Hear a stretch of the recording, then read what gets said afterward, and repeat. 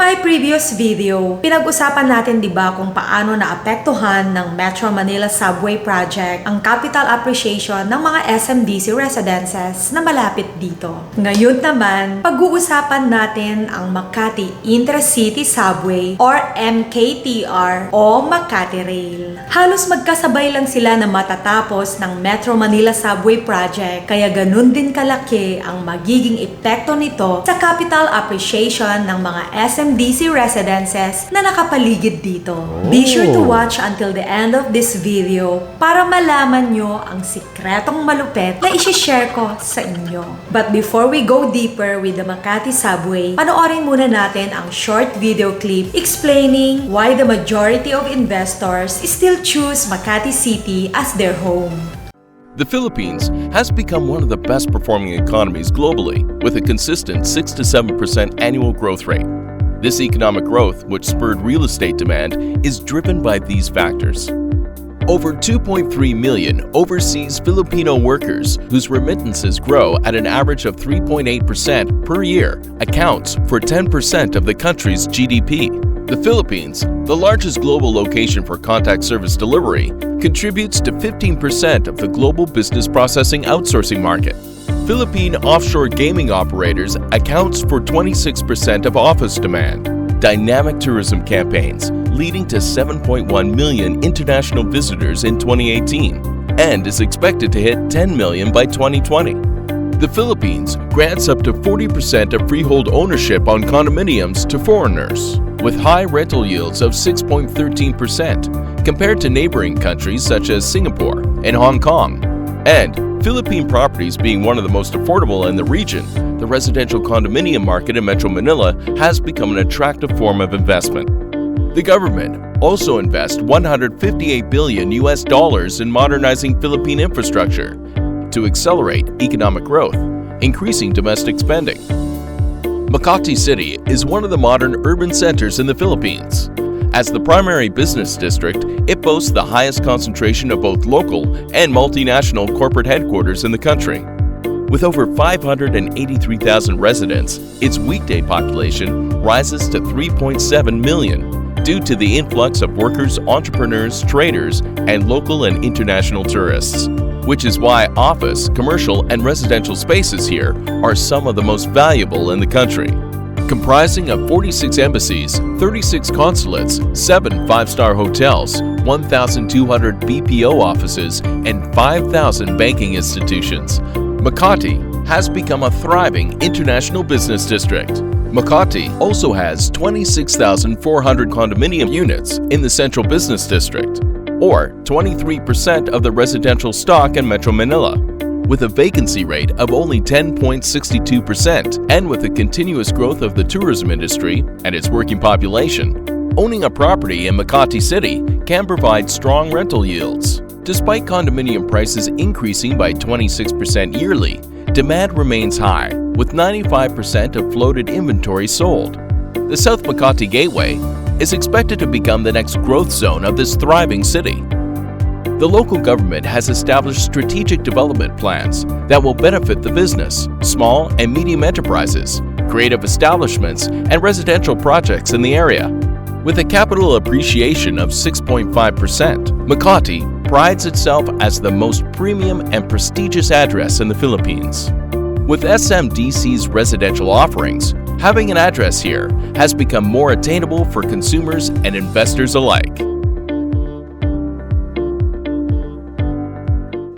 Malinaw naman sa video kung bakit tinawag na business capital of the Philippines ang Makati City, particularly ang Makati CBD o Central Business District. According to the Commission on Audit or COA's latest annual financial report for local government, Makati is the wealthiest city in the Philippines with a total asset of 233.7 billion pesos. Grabe! Sobrang yayamanin talaga ang Makati, di ba? Recently lang, Makati City was also awarded as one of the most efficient governments by the world's Smart Sustainable Cities Organization or WeGO. Makati City was recognized as one of the most innovative cities in the world in the use of technology to mitigate and manage crisis. Amazing, di ba? Let's go back to Subway. Ano nga ba ang magiging epekto ng isang $3.7 billion project sa mga SMDC residences na nakapaligid dito? Ang sagot, instant capital appreciation of 200 to 300% or higit pa kasi nga nasa loob siya ng Makati City. Amazing! Currently, merong 5 residential condo developments ang SMDC sa Makati City at ang 2 dito ay sobrang lapit lang sa magiging subway station. Ito ang Air Residences, Just Residences, Lush Residences, Mint Residences, and Red Residences. Dahil nga prime location ang Makati City, makikita nyo naman sa location map pa lang na very accessible na ang mga SMDC condo residences sa lahat. Sa trabaho, sa mall, hospitals, police and fire stations, embassies, at mga commercial establishments. Walking distance lang ba? Yan din ang magiging batayan para masabi siyang in demand siya as a rental or leasing business. Dami kayong nagtatrabaho sa Makati CBD.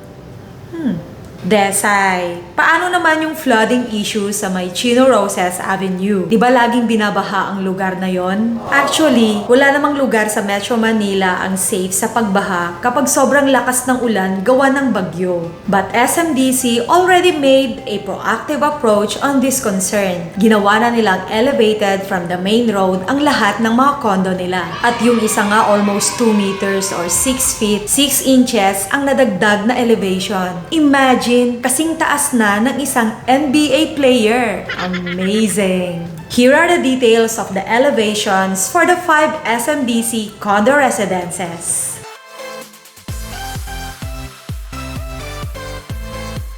Allow me to give you a brief example of the capital appreciation para sa 2 residences closest to the Makati subway, kung ano na ang magiging value niya by 2025. Hindi pa kasama dito yung magiging income mo once you decide to lease out your unit through Airbnb or long-term leasing. For Air Residences, which is already near the RFO stage, para sa isang 1-bedroom unit with balcony with a TLP of 6.3 million and a monthly DP of 30,000 for 24 months, ang initial investment dito is only 2.1 million, inclusive of the first 2 years bank financing loan. The conservative capital appreciation of 7% is equal to 8.1 million with a total income of 6 million for 4 years. Considering ito na wala pang subway, but once the Makati subway is completed, the maximum capital appreciation is 19.1 million with a total income of 17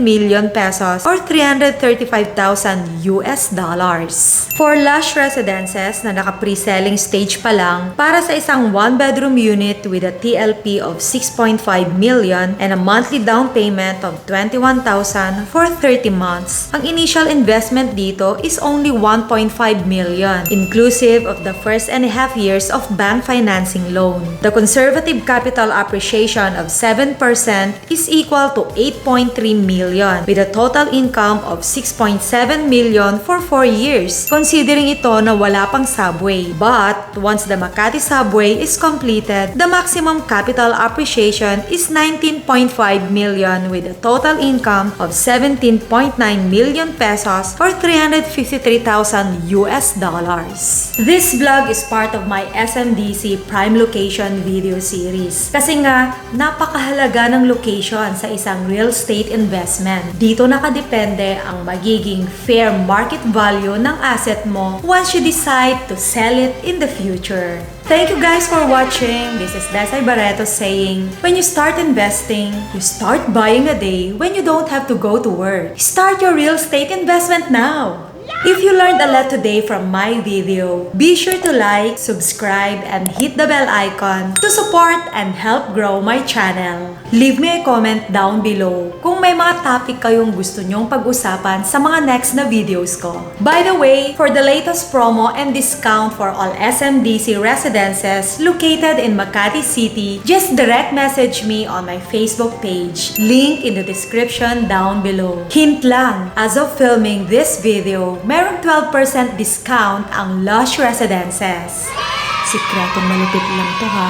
If you want to know more about SMDC's latest pre-selling properties launched this year, just click any of my videos on the right. Happy investing! Keep safe always! God bless!